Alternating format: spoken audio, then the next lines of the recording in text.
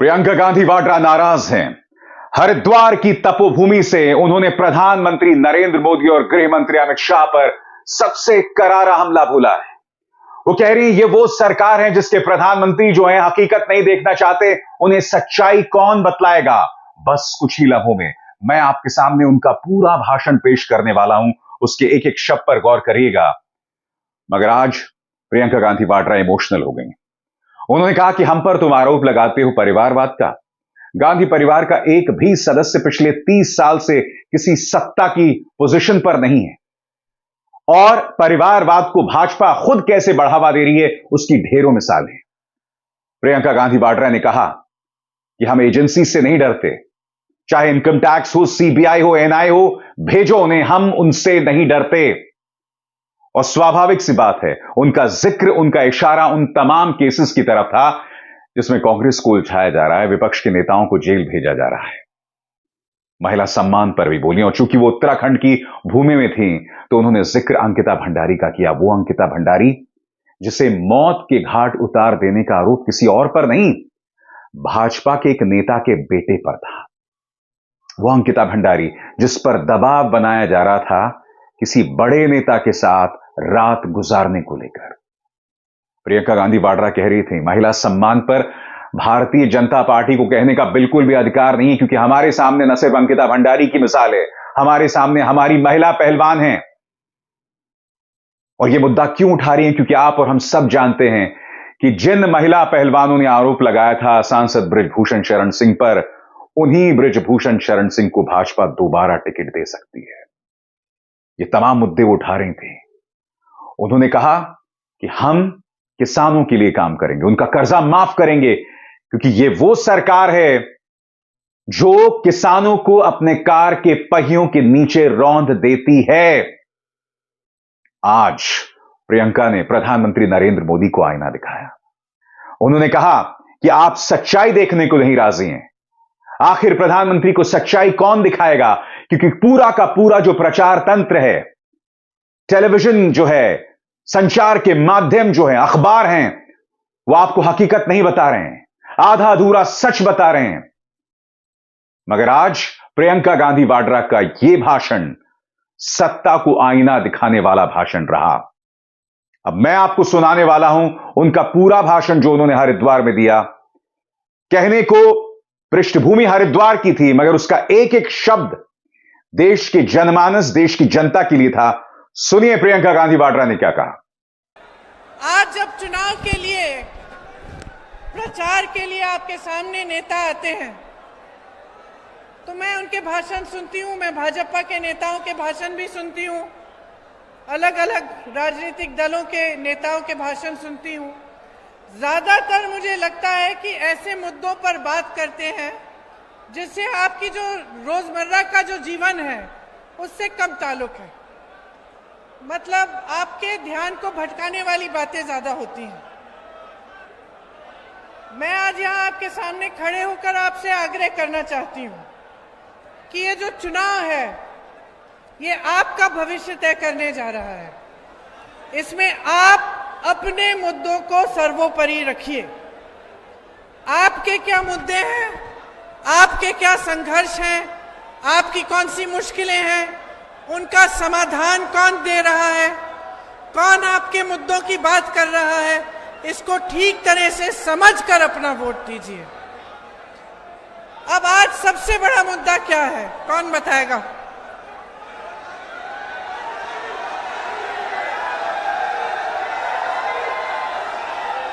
बेरोजगारी की महंगाई,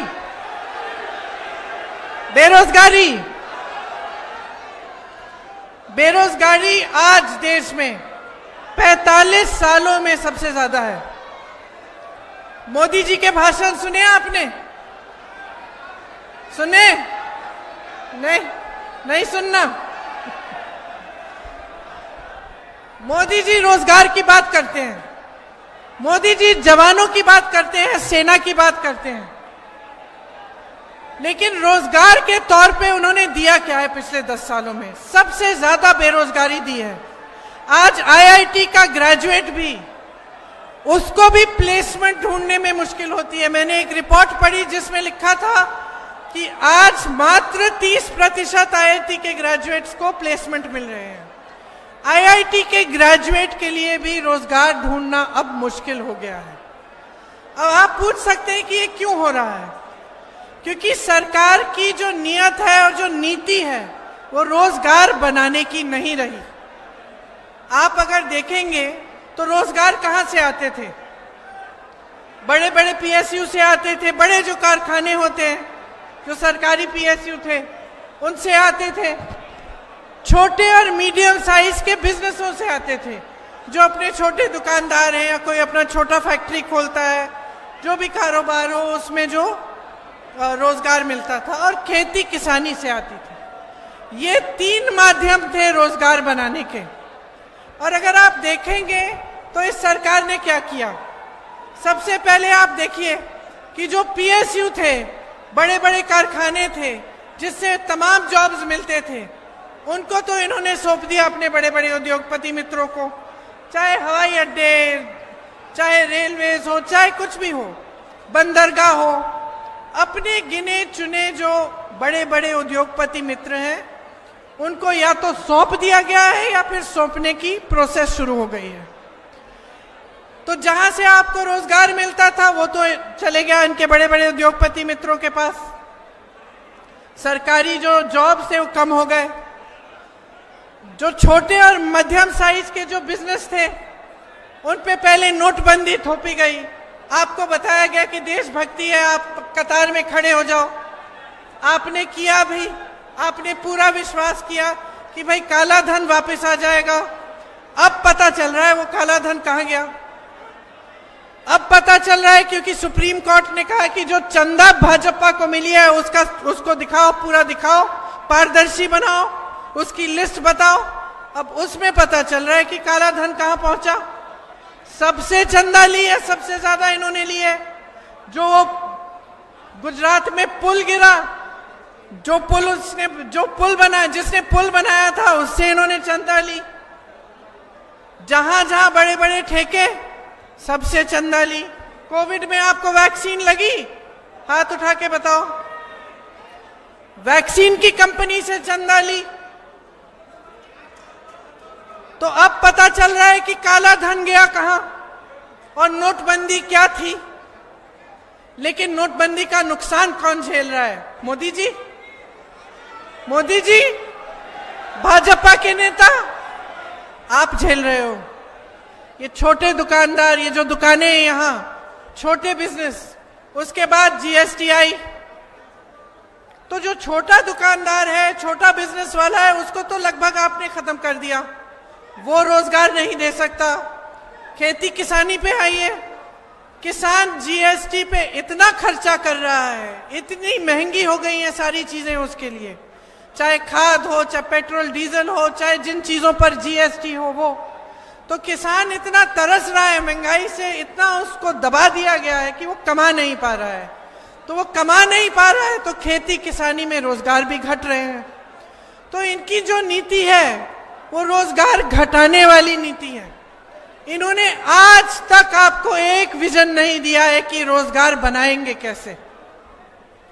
कांग्रेस पार्टी जिन प्रदेशों में सरकार में आई, हमने उन प्रदेशों में गारंटी दी थी कि हम सरकारी पद भरेंगे। क्यों? क्योंकि हर प्रदेश में लाखों सरकारी पद खाली पड़े थे भाजपा की सरकारों में। आज भी केंद्र की सरकार के जो पद हैं उनमें 30 लाख खाली पद हैं। तो आप बताओ, देश में तमाम बेरोजगार बच्चे हैं, नौजवान हैं, उनके माँ बाप चाहे खेती करते हो, चाहे सैनिक हो, चाहे कुछ भी हो, उनको मुश्किल से पढ़ाते हैं, मेहनत से पढ़ाते हैं, पैसे इकट्ठे करके ट्यूशन की फीस दिलवाते हैं, एग्जाम करते हैं रोजगार के लिए। कोई बीएससी करता है, कोई बीए करता है, एमए करता है। पढ़ाई लिखाई तो सबकी लगभग पूरी हो जाती है अपने माता पिता की मेहनत से। फिर क्या होता है? रोजगार मिलता ही नहीं है।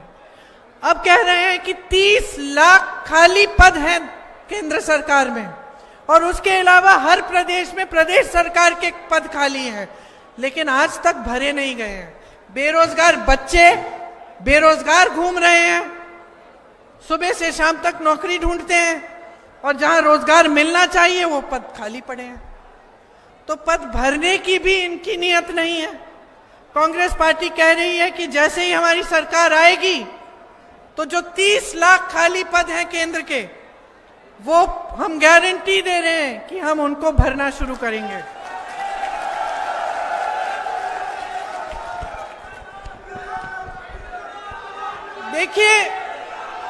देखिए हम समझ रहे हैं कि इन 10 सालों में सबसे ज्यादा नुकसान किसने झेला है।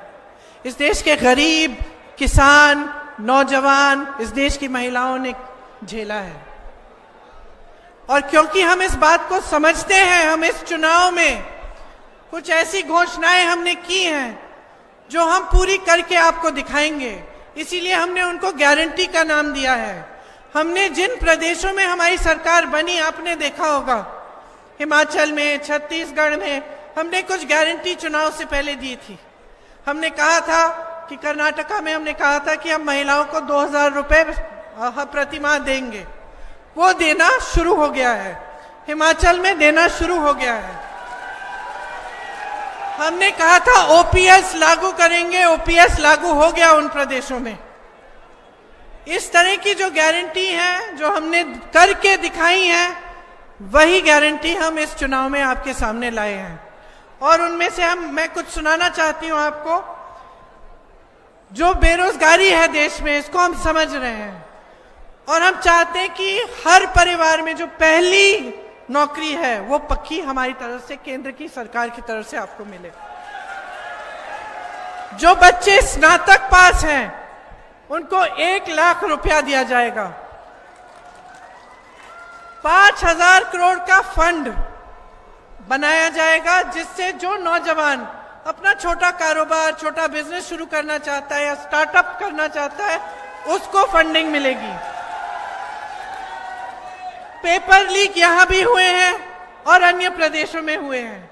अब पूरे देश में ऐसा माहौल बन गया है कि आप मेहनत करते हैं, आपके माता पिता फीस को इकट्ठा करने के लिए मेहनत करते हैं, आप पढ़ाई करते हैं, ट्यूशन्स करवाते हैं, और फिर भी जब आप पेपर देते हैं तो आपको कुछ पता नहीं कि आपको नौकरी मिलेगी, पास भी होगे कि नहीं।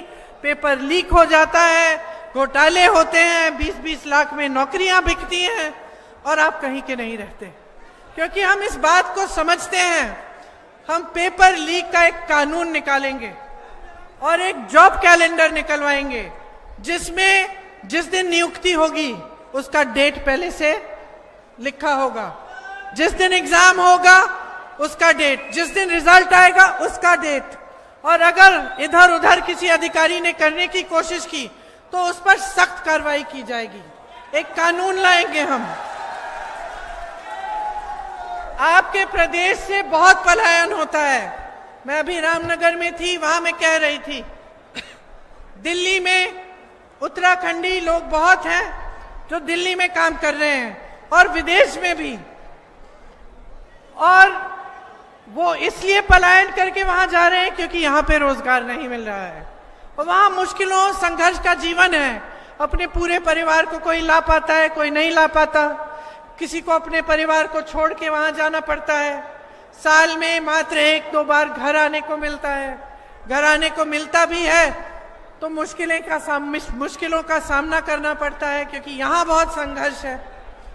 तो पलायन को रोकने के लिए कांग्रेस पार्टी चाहती है कि उत्तराखंड में जो पर्यटन की स्कीम्स है और जो पर्यटन को बढ़ावे देने के लिए जो स्कीम्स है वो बनाई जाए। और हम चाहते हैं कि यहाँ की खेती को मजबूत किया जाए।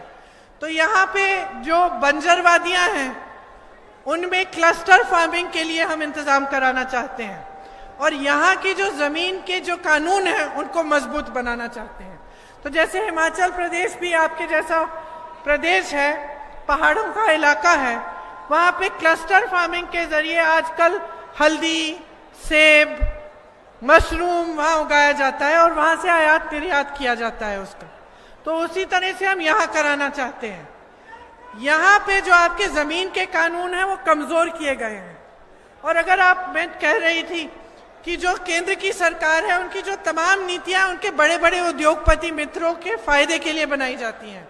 तो ये भी एक इस तरह की नीति है कि आपके कानून कमजोर करके वो जो आपकी जमीनें हैं वो बाहर के लोगों को बिके और बड़े बड़े उद्योगपतियों को बिके, ताकि फिर उन्हीं का फायदा हो। तो हम चाहते हैं कि आपके जो खुद के यहाँ के कानून हैं उनको हम मजबूत बनाएं। किसान की सम्मान निधि की बड़ी बात करते हैं बीजेपी के नेता। कांग्रेस ये नहीं चाहती कि आपको सिर्फ सरकार की तरफ से थोड़ा बहुत पैसा मिले। हम चाहते हैं कि आप अपने पैरों पे खड़े हों, जो मिल रहा है वो अच्छा है, वो भी मिले, लेकिन सबसे जरूरी यह है कि आप खुद अपनी कमाई कर पाएं।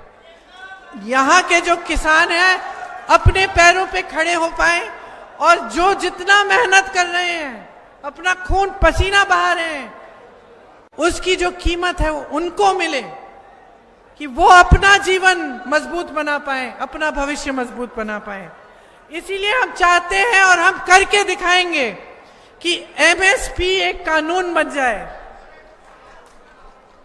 इसके साथ साथ खेती के जो सारे सामान हैं आज आपको उन पर जीएसटी देना पड़ रहा है, इसीलिए आपकी मुश्किलें बहुत बढ़ रही हैं और महंगाई बहुत बढ़ रही है आपके लिए।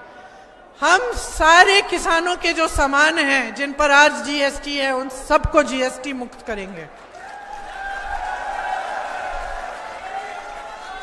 आपने देखा होगा, पता नहीं आपने सुना है कि नहीं, लेकिन जो गिने चुने बड़े उद्योगपति मित्र हैं प्रधानमंत्री जी के, उनको आपको मालूम है कितना लोन माफ किया गया है? बताइए कितना लोन माफ किया गया है? 16,000 करोड़ रुपए लोन माफ किए हैं उनके। आपने देखा टीवी पे किस तरह से शादियां करा रहे हैं? देखा नहीं देखा? देखा ना? और किसान कैसे शादी कराता है? किसान कैसे शादी कराता है, मैं आपसे पूछना चाहती हूं। ऋण लेके कराता है, पैसे नहीं बचते उसके पास, ऋण लेता है। मैंने यूपी में देखा है 10-10 हजार रुपयों के लिए आत्महत्या कर रहा है किसान, क्योंकि दे नहीं पाया। उसकी बच्चियां रोती हैं।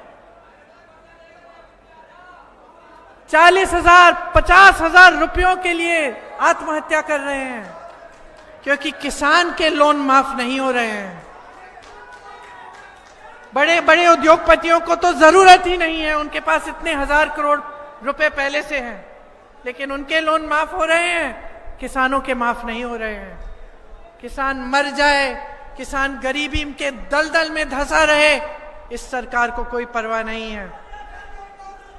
हम चाहते हैं कि कृषि ऋण के माफी के लिए एक स्थायी आयोग बने, ताकि ये एक चुनाव की बात नहीं, एक सरकार की बात नहीं, लगातार जब आप ऋण लेंगे तो आपके ऋण माफ होंगे। एक नई कृषि की आयात निर्यात की हम नीति लाना चाहते हैं, जिससे आपका फायदा हो, किसी बड़े उद्योगपति का नहीं। आपको मालूम है हिमाचल में सेब उगाते हैं। मोदी जी ने क्या किया? सेब के सारे कोल्ड स्टोरेज अडानी जी को दे दिए। अडानी जी के पास सारे कोल्ड स्टोरेज हो गए, तो बताओ सेब का दाम तय कौन करेगा?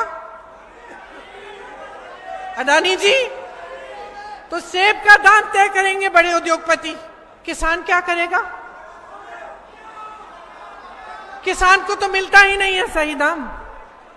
तो ये चल रहा है इस देश में। आप इन बातों को अगर ठीक ढंग से नहीं समझेंगे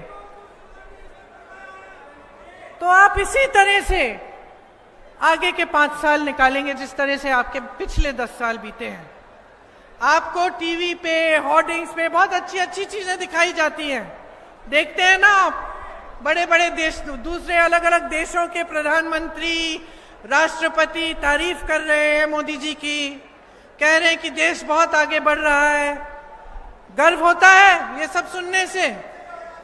क्या आपको लगता है कि हमें नहीं होता? हमें भी होता है। हम भी खुश होते हैं कि हमारे देश की तारीफ हो रही है, लेकिन हम असलियत को नहीं भूल रहे हैं। असलियत ये है कि आप देश की जनता हो और आपका जीवन संघर्षों से भरा हुआ है। आप महंगाई का सामना कर नहीं पा रहे हो, किसान ऋण के दलदल में फंसा हुआ है, यह भी सच्चाई है। इस सच्चाई को नकारा क्यों जा रहा है? यह सच्चाई आपको टीवी पे क्यों नहीं दिखती? हाँ, क्योंकि बिका हुआ है मीडिया।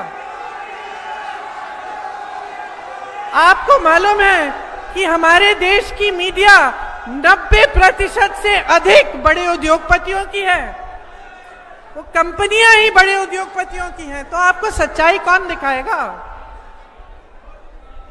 मोदी जी आते हैं मंच पे, वही कहते हैं जो 5 साल पहले कहा। मैं उनका भाषण सुन रही थी। क्या मोदी जी समझ पा रहे हैं? क्या होता है ना कि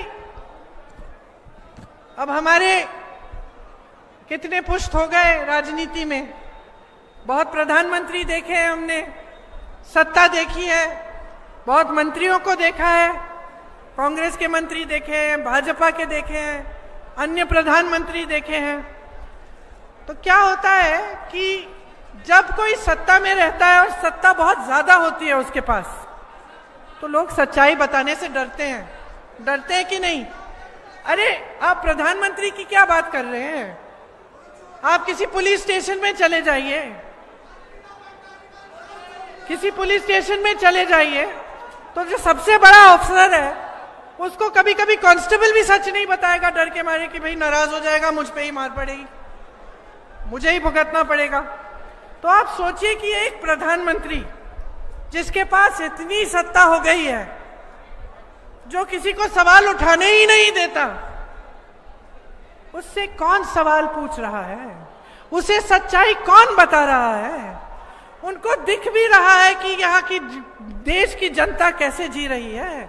वो समझ सकते हैं कि एक महिला के पास जो पैसे छोटे मोटे वो इकट्ठे करती है दिन रात काम करके, जब वो दुकान जाती है कुछ खरीदने के लिए अपने बच्चों के लिए, एक वर्दी, नए जूते, एक बोतल, स्कूल में पानी नहीं है पानी ले जाने के लिए एक बस्ता, तो कितनी मुश्किल से खरीद पा रही है। क्या प्रधानमंत्री जी समझ सकते हैं? नहीं समझ सकते। उनको तो कोई बताने वाला ही नहीं है। वो मंच पे आते हैं, उनको लगता है कि सब खुशहाल है, सब खुश है। सामने 10 लोग खड़े हो जाते हैं, मोदी जी मोदी जी मोदी जी चिल्लाते हैं, खुश हो जाते हैं, सोचते हैं कि देश खुश है।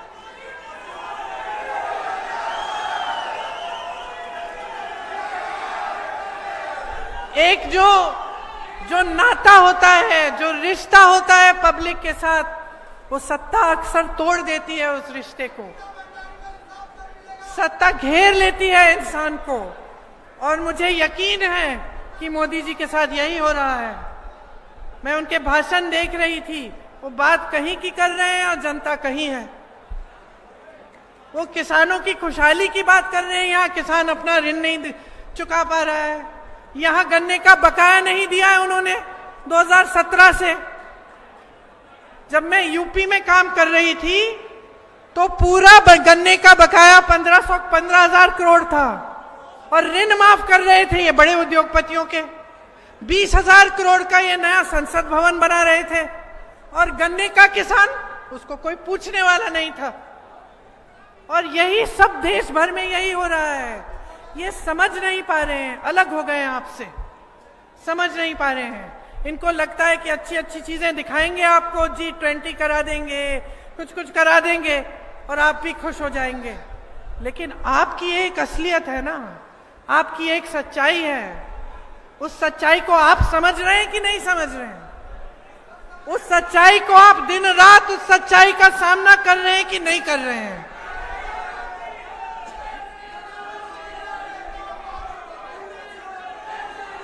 आप सोचिए, बहुत गहरी बात है, इसको समझिए।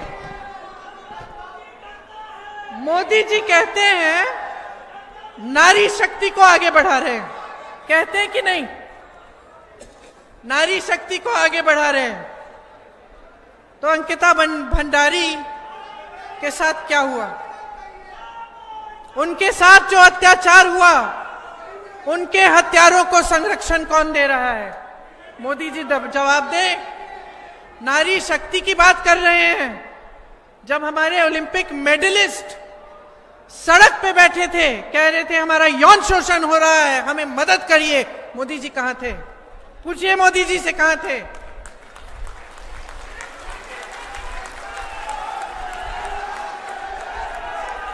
जब हाथरस में एक महिला का रेप होता है और बीच रात में उसका शव जलाया जाता है, जिसने शव जलाया उसका आरक्षण किसने किया? मोदी जी से पूछिए। कल योगी जी आ रहे हैं उत्तराखंड, योगी जी से पूछिए किसने बचाया उनको।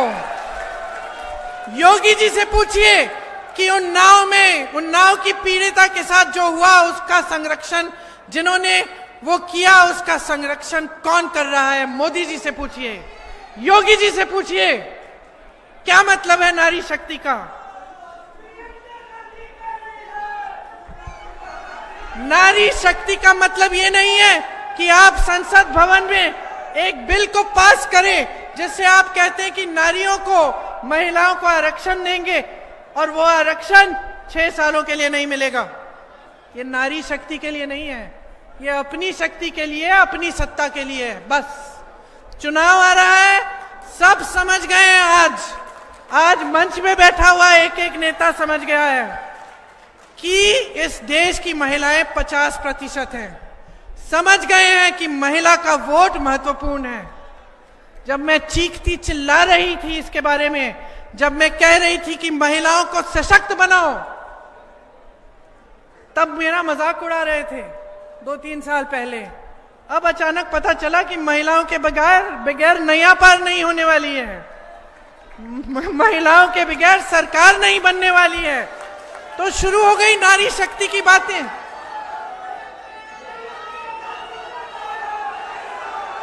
और इतना बड़ा झूठ कि आप नारी शक्ति के लिए काम कर रहे हैं। जहां जहां देश में नारियों के खिलाफ अत्याचार हो रहे हैं, बचाने वाले आप हैं। उन्नाव, हाथरस, ओलंपिक मेडलिस्ट, यहां पे अंकिता, बचाने वाले आप हैं। जो अत्याचार कर रहा है उनको संरक्षण देने वाले आप हैं। किस हिम्मत से देश के की जनता के सामने खड़े होकर कह रहे हो कि नारी शक्ति को बढ़ावा दोगे? मैं जानना चाहती हूं, मैं नारी हूं, मैं पूछ रही हूं, जवाब दो इस देश की महिलाओं को। क्या समझ रखा है हमें?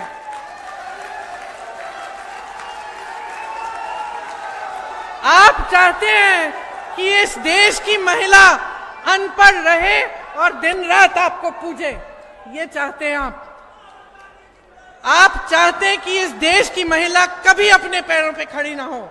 इसलिए जितनी स्कीम्स निकालते हैं उसमें महिलाओं को अपने पैरों पे खड़े होने की बात नहीं होती। कांग्रेस पार्टी महिलाओं को अपने पैरों पे खड़े होने की बात कर रही है। हम कह रहे हैं कि हर गरीब परिवार में जो महिला है, जो सबसे बड़ी महिला है, उसको 1 लाख रुपए सालाना दिलवाएंगे हम। ये हमारी गारंटी है। मोदी जी की खोखली गारंटी नहीं है कि हम नारी शक्ति आगे बढ़ाएंगे, हम नारियों की सुरक्षा करेंगे और यहां अंकिता की सुरक्षा नहीं कर पा रहे हैं। ये मोदी जी के खोखले बयान नहीं है, ये कांग्रेस पार्टी के वो बयान, वो घोषणाएं हैं जो कांग्रेस करके रोज दिखा रही है अपने प्रदेशों में। 50% सरकारी रोजगार महिलाओं को दिलवाए जाएंगे ताकि आप अपने पैरों पे खड़ी हों, ताकि आपका सम्मान हो, आपकी इज्जत हो। क्योंकि हम चाहते हैं कि आपकी इज्जत होनी चाहिए, आप सम्मान से अपनी कमाई कर पाएं। आशा, आंगनवाड़ी की महिलाएं दिन रात काम करती हैं, मिड डे मील की महिलाएं दिन रात काम करती हैं। हम कह रहे हैं कि अगर हमारी केंद्र की सरकार आएगी तो जो केंद्र सरकार का कंट्रीब्यूशन है उनके वेतन में वो दुगना होगा।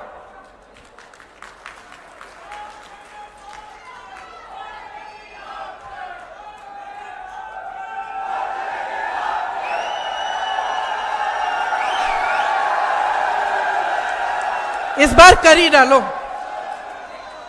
इस बार बदल डालो, बहुत हो गया है,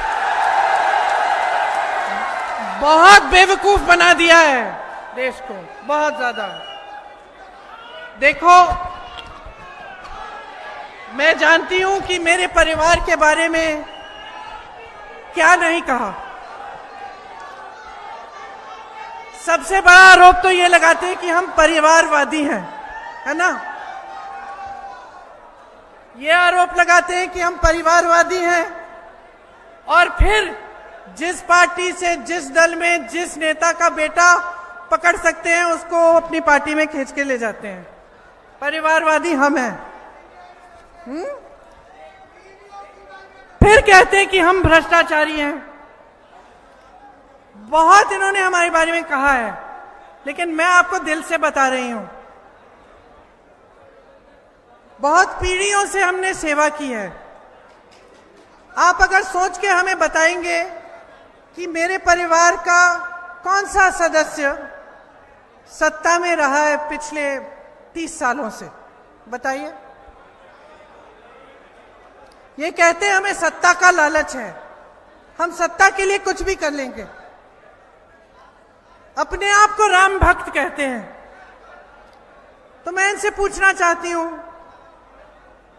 कि भगवान राम ने क्या किया? मर्यादा पुरुषोत्तम क्यों कहलाए जाते थे? क्योंकि अपने परिवार की मर्यादा उन्होंने रखी, अपने परिवार के असूलों के लिए लड़े, अपने परिवार की गरिमा के लिए लड़े, अपने कुल की रक्षा की, और तभी उन्होंने अपने देश की रक्षा की, अपने लोगों, अपने प्रजा की रक्षा की। ये एक पुरानी हिंदू परंपरा है, ये हमारे धर्म की परंपरा है। इसको परिवारवाद नहीं कहते, इसको सेवा भाव कहते हैं, जो पीढ़ी दर पीढ़ी इस देश की सेवा करती है।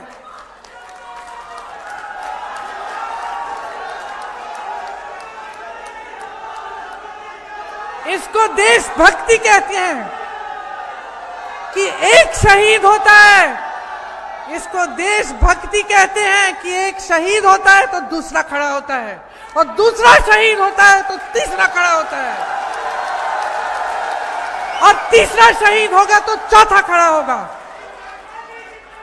कुछ नहीं चाहिए हमें आपसे, आपने बहुत दे दिया है। आपने इतना दिया है कि 10 पीढ़ियां नहीं चुका सकती हमारा ऋण। आप हमें नहीं चाहते तो कोई बात नहीं, आप हमें नहीं चाहते तब भी हम सेवा करेंगे, हम मांगेंगे नहीं, हम जितना कर सकते हैं हम करेंगे। एक सच्ची आस्था होती है, एक सच्ची आस्था होती है, एक सच्ची श्रद्धा होती है। ये मोदी जी नहीं समझ पाएंगे, आप समझोगे। आप क्यों समझोगे? आप क्यों समझोगे? क्योंकि आपने सरहद पे अपने बेटों को भेजा है, इसीलिए आप समझोगे। आपके बेटे कुमाऊं रेजिमेंट, गढ़वाल रेजिमेंट के बेटे इस देश के लिए शहीद होने के लिए तैयार हैं, इस देश के लिए पीढ़ी दर पीढ़ी शहीद हुए हैं। इसलिए आप इस भावना को समझ सकते हैं, मोदी जी नहीं समझ सकते। मोदी जी ने कुछ त्याग नहीं किया इस देश के लिए, कुछ त्याग नहीं किया इस देश के लिए। त्याग आपने किया है इस देश की धरती के लिए, इस देश की मिट्टी के लिए। आप समझ सकते हैं कि अगर एक परिवार इस देश के लिए त्याग करता है, इस देश के लिए शहीद होता है, उसका क्या मतलब है और उसकी दिल में कैसी श्रद्धा होगी। मैं इन सबको बताना चाहती हूं, आप केस डाल दो, संसद से निकाल दो, घर से निकाल दो, आप हमें भ्रष्टाचारी बोलो, तमाम केस डाल दो, एजेंसियां को हमारे पास भेज दो, मेरी 75 साल की माता जी को भेज दो ईडी के पास पूछताछ कराने के लिए, किसी को, मेरे पति को भेज दो, मेरे भाई को भेज दो, हमारे पूरे परिवार को भेज दो, हमें कोई परवाह नहीं है। हमें पता है क्या दिखता है, हमें पता है क्या दिखता है, आपका भय दिखता है, हमें आपका भय दिखता है कि भाई तुम इतना डर क्यों रहे हो हमसे, क्या हो गया, दोबारा सरकार नहीं आएगी, जनता का मन बदल गया है क्या?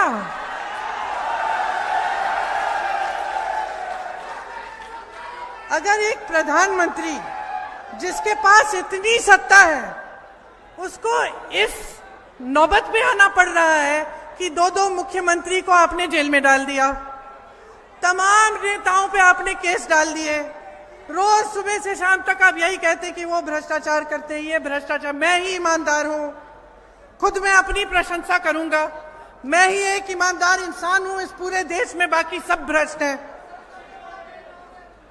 और आप 10 सालों में के लिए सत्ता में रहे हैं, आप क्या जनता को एक चीज नहीं गिना सकते कि आपने जनता के लिए क्या किया?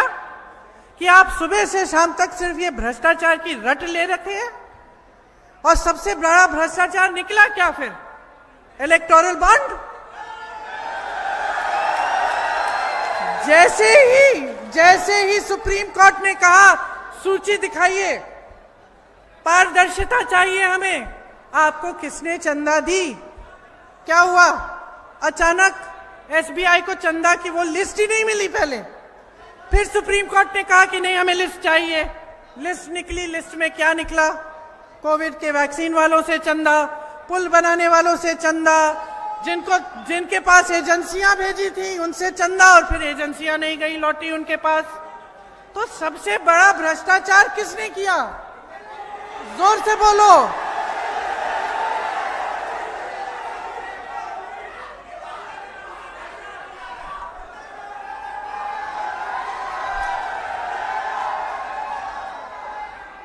तो अब और कुछ बचा नहीं, चुनाव आ गए। काम के बारे में तो आपने बोलना नहीं है कि हमने क्या किया क्या नहीं किया। ठीक है, G20 गिना दिए, जब ओलंपिक में मेडल आए उसका भी श्रेय आपने ले लिया, ठीक है, आप ही ने जीते होंगे। अब बचा क्या है? बचा यही है ना कि जनता का ध्यान इन चीजों पे डालो जिनसे उनका जज्बात जुड़ा है। तो धर्म की बातें शुरू हो गई, हुई कि नहीं हुई? देखिए, असली धर्म जो होता है ना, हिंदू धर्म में ये कहा गया है, धर्म धारण करते हैं। ठीक है, धर्म के बारे में सिर्फ बोलते नहीं हैं, धर्म के बारे में बोलने वाले बहुत हैं। हमारे यहाँ भी एक बार दिवाली पे पूजा करने के लिए एक पंडित जी आए, मैं और मेरे पति बैठे थे, और पंडित जी ने पहले तो पूछा कि कितनी चंदा मिलेगी, हमने बता दिया ठीक है जो भी है कैसा वैसा, ठीक है। शुरू हुई पूजा, और मैं सुन रही हूं कि इनको तो एक भी भजन नहीं आता है, ये तो सारे श्लोक उल्टे पुल्टे बोल रहे हैं। तो मैं देख रही हूं अपने पति का चेहरा, हम दोनों हंसने लग रहे हैं कि ये कैसे पंडित जी आ गए। तो इस देश में ऐसे भी पंडित जी होते हैं कभी कभार, जो धर्म का इस्तेमाल करते हैं, अपना व्यापार बना देते हैं, होते हैं। और अच्छे पंडित जी भी होते हैं जो धर्म को धारण करते हैं, जो जब पूजा करने आते हैं अपने घर तो आपको समझा पाते हैं, आपको बोलते हैं कि बेटा ऐसा है कि इस श्लोक का मतलब ये है कि अपना जीवन सादगी से जियो, ये धर्म है हमारा, सच्चाई हमारा धर्म है। तो धर्म के बारे में बोलना काफी नहीं होता, धर्म को धारण करना पड़ता है। अगर आप कहते हो कि आप धार्मिक इंसान हो और आप मंच पे खड़े होकर जनता को रोज झूठ बोलते हो, तो आप धार्मिक इंसान नहीं हो। तो आप धर्म का इस्तेमाल कर रहे हो अपनी राजनीति के लिए, आप धर्म का इस्तेमाल कर रहे हो सत्ता के लिए। आप माता के उपासक नहीं हो, आप सत्ता के उपासक हो। नवरात्रि चल रही है, बहुत खुशी की बात है कि आज के दिन में रामनगर भी गई, जहां पे मेरा एक पुराना छोटा सा मंदिर है जिसके प्रति मेरी श्रद्धा है, और आज यहां हरिद्वार आई हूं। नवरात्रि के समय चुनाव चल रहा है, तो उसका मतलब क्या है? जो असली धार्मिक व्यक्ति है वो आपके सामने सच्चाई ही रखेगा। जो नकली धार्मिक व्यक्ति है वो धर्म की बातों पर आपको उकसाने की कोशिश करेगा, आपके जज्बातों को उभारने की कोशिश करेगा ताकि चुनाव में उसका फायदा हो। अब ये बात आपको समझनी पड़ेगी, हम तो समझाते समझाते थक गए हैं।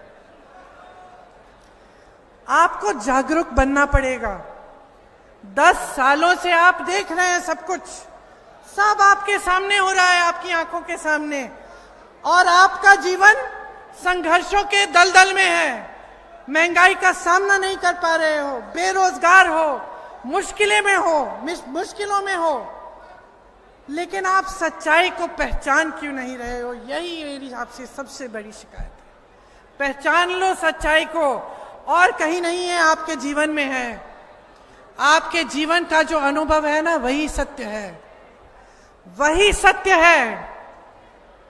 हिंदू धर्म के सब गुरुओं ने यही कहा है, तुम्हारे जीवन के अनुभव में ही सत्य है, उस सत्य को पहचानो। आज मैं कह रही हूं कि इस देश का सत्य इस देश की जनता के संघर्ष में है। इस देश की जनता को पहचानना पड़ेगा, आपको उठना पड़ेगा, आपको जागना पड़ेगा। जागो, बहुत हो गया है ये। जागो और तय करो कि इस बार जो सरकार आप लाओगे वो आपकी सरकार होगी। वो एक ऐसी सरकार होगी जो आपके लिए काम करेगी, जिसकी स्कीम आपके लिए बनेगी, बड़े बड़े उद्योगपतियों के लिए नहीं, जो आपके लोन माफ करेगी, आपके कर्ज माफ करेगी, बड़े बड़े उद्योगपतियों के सिर्फ नहीं। तो आप समझ लीजिए कि अब समय आ गया है। अगर आज आप नहीं जागोगे, 5 साल और आपको भुगतना पड़ेगा। आप अच्छी अच्छी चीजें देखोगे, लेकिन आपका जीवन नहीं बदलेगा। और मैं आपसे पूछना चाहती हूं, सच्चाई बताओ मुझे, इन 10 सालों में कितना बदलाव आया आपके जीवन में? खुश हो? खुश हो? नहीं।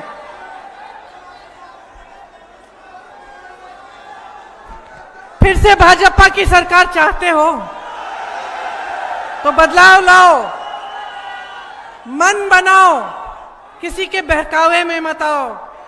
सच्चाई को, मैं बार बार कह रही हूं, सच्चाई को समझो। अपने लिए नहीं कह रही हूं, मैंने आपको बताया, पुश्तों से सेवा करते आ रहे हैं, हमें कुछ नहीं चाहिए, बहुत मिल गया है। हमारा भविष्य चाहिए, कुछ भी कर लें, हमारा भविष्य ठीक ठाक रहेगा, क्योंकि आपका प्रेम है, आपका प्यार है, बहुत दिया है आपने, हमें कुछ नहीं चाहिए। हम आपके लिए कह रहे हैं, आपके लिए कह रही हूं। पढ़े लिखे हो, माँ बाप ने पढ़ाया लिखाया है, मेहनत करते हो, इस देश से प्यार करते हो, इस मिट्टी से प्रेम करते हो, देशभक्त हो, तो इस बार वोट अपने लिए दो, जनता के लिए दो, किसी नेता के लिए मत दो। अपने भविष्य को बदल डालो, यही मेरा आग्रह है आपसे। आपने बहुत ध्यान से मेरी बातें सुनी, इसके लिए बहुत बहुत धन्यवाद। अगर एक आध बात छूट गई है, एक आध बात अगर छूट गई है, तो हमारा जो घोषणा पत्र है उसे न्याय पत्र कहा है हमने इस बार, उस न्याय पत्र को जरूर आप पढ़िए, इंटरनेट पे जाके ढूंढ के उसको पढ़िए, क्योंकि उससे पता चलेगा कि हमने किस सबके लिए कुछ सोचा है। बहुत बहुत धन्यवाद। जय हिंद।